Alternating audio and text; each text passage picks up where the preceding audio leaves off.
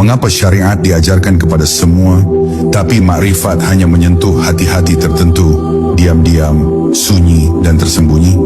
Mungkin jawabannya bukan karena ilmu ini sulit, tapi karena tidak semua hati siap.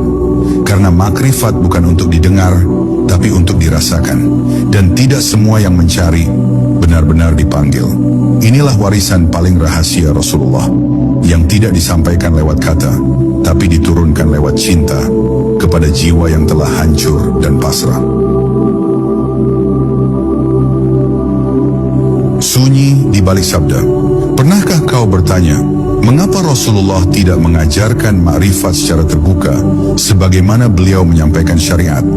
Mengapa tidak ada khutbah panjang yang menjelaskan detail rasa fana atau rincian tentang perjalanan ruh ke hadirat Allah?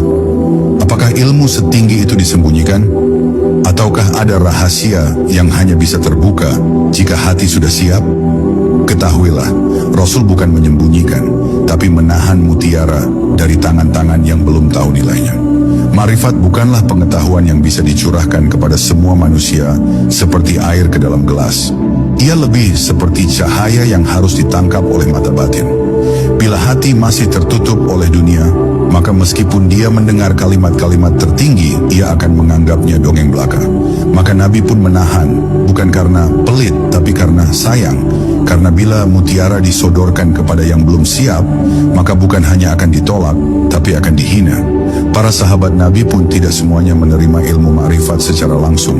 Hanya beberapa ruh terpilih yang diberi jalan ke dalam rasa terdalam, seperti Abu Bakar, Ali, Salman Al-Farisi, dan Bilal.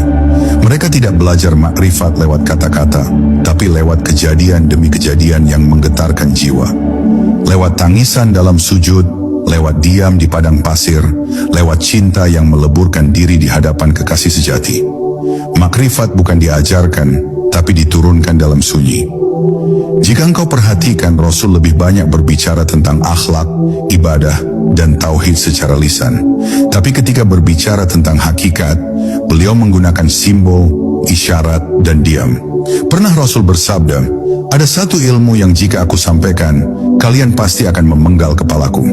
Apakah itu? Itu adalah ilmu rasa yang menembus tirai-tirai akal. Ilmu yang hanya bisa dimengerti oleh hati yang telah fana, yang tidak lagi memiliki kepentingan apapun selain Allah. Makrifat bukan sekadar ilmu tinggi, ia adalah perjalanan ke dalam. Dan tidak semua orang siap masuk ke dalam dirinya sendiri. Karena untuk masuk, seseorang harus berani kehilangan nama, kehormatan, bahkan pikirannya.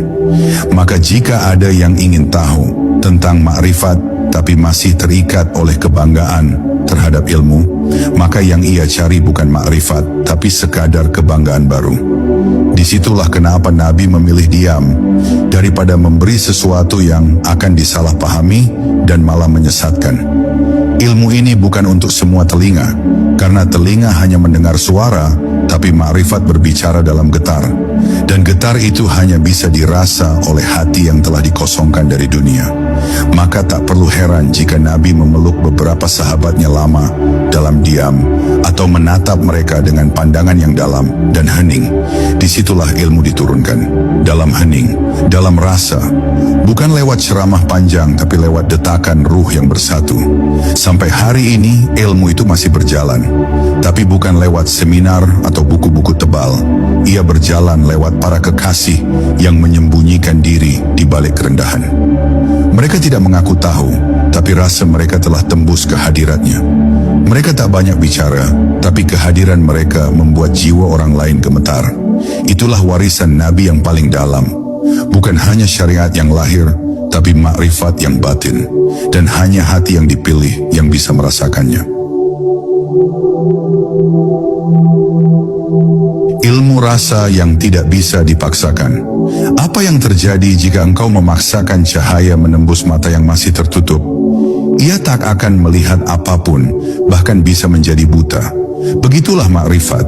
Ia bukan ilmu yang bisa disampaikan kepada semua orang, karena dasarnya bukan logika atau hafalan. Ia tumbuh dalam keheningan, di tanah hati yang telah digemburkan oleh ujian, dan ditaburi benih kepasrahan. Ketika Rasulullah menyampaikan syariat, semua bisa mengikutinya. Tapi ketika beliau menyentuh hakikat, hanya hati-hati tertentu yang mampu menangis tanpa suara. Pernahkah engkau merenung, mengapa sebagian besar manusia lebih tertarik pada dalil daripada diam? Karena dalil bisa diperdebatkan, bisa dipelajari, dan memberi rasa kuasai. Tapi diam hanya bisa dihadapi oleh mereka yang berani menelanjangi ego. Makrifat hidup dalam sunyi yang tak bisa dipelajari oleh siapapun yang masih ingin dipuji. Maka Rasul pun mengajarkannya hanya pada mereka yang telah melewati syariat dengan kerendahan, yang tidak lagi merasa tahu. Banyak orang bertanya, kalau memang makrifat itu penting, mengapa tidak ditulis dalam Al-Quran secara eksplisit? Pertanyaan itu lahir dari akal yang terbiasa ingin mengendalikan segalanya. Padahal makrifat bukan benda yang bisa dikemas dalam kalimat. Al-Quran adalah samudera. Bagi mereka yang hanya berenang di permukaan, mereka hanya menemukan hukum. Tapi bagi hati yang menyelam dengan cinta dan keikhlasan, mereka akan menemukan cahaya makrifat di balik setiap huruf.